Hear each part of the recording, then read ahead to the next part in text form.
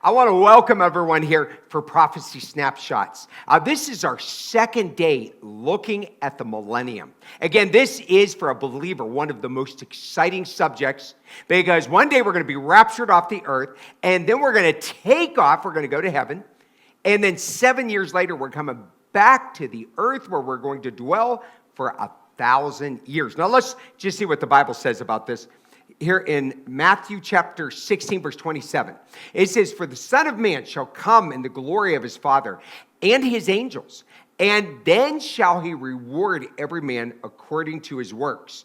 Now, if you remember yesterday, it says his angels are coming to judge the Antichrist and those who took the mark of the beast. But for us, we're going to receive our rewards. Now, you might remember there in heaven, we had the judgment seat of Christ. So there we are rewarded for one day we're going to be before the Lord, and he's going to reward us for all the things in which we've done.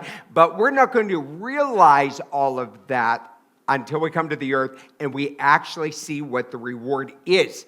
All right, let's look down here in Revelation 22, verse 12. "Behold, I come quickly, and my reward is with me, to give to every man according as his work shall be." Again, all that you do for the Lord, pour your heart into it because it's going to stick with you for all eternity. So you want to make Jesus, make him the most important person there in your life. Okay, let's just see what it's going to be like here upon the earth in Isaiah chapter 2, verse 2. "The mountain of the Lord's house," you see it, Lord's house, "shall be established in the top of the mountains and shall be exalted above all the hills, and the nations will flow unto it." Okay, so people upon the earth will flow unto the Lord at least once a year. And imagine God, his home, his house, his temple that he will live in is going to be right here upon the earth. Now, I now also want to see what the earth is going to be like. It's going to be like the Garden of Eden. Isaiah 35, verse 1. "The wilderness and the solitary place shall be glad for them. For the desert shall rejoice and blossom as the rose." You know, it's very interesting that all around the world, in some of the driest deserts, that it was proven that there was tropical vegetation around the entire earth. Okay, the Bible told us that. Well, the earth is going to return to that. And one day, you'll be able to run through the forest or jungles, and there are no weeds. We don't have to work the ground. There are no thorns. This is a heavenly earth, very much like the Garden of Eden. How wonderful and beautiful in which that is going to be.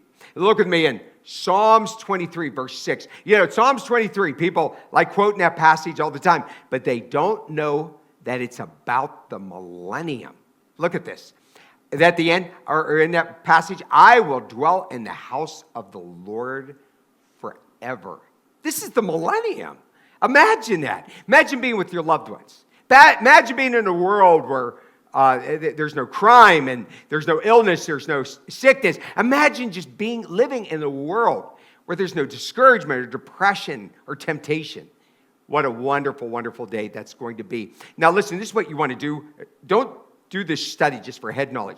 You want to make every single minute of your life count for God.